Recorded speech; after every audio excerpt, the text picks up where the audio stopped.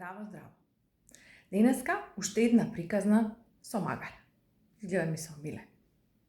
Еден човек со години поминувал границата со магаре натоварено со големи вреки полни со слама. На цариникот му било многу сомнително и постојано го застанувал. Барал да ги симне вреките, да ги растовари, ки ги прегледал уредно, но никогаш ништо не нашол. Но знаел дека нешто се крие.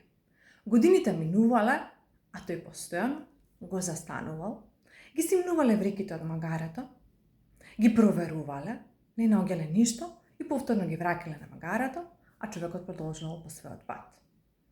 Годините поминале и сега, после многу години, на овие двајца луѓе повторно им се сретнува патот.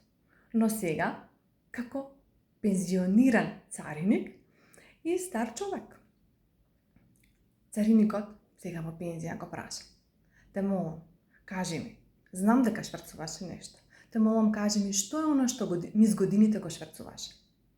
Старецот му се насмеунал и му рекол: "Магариња."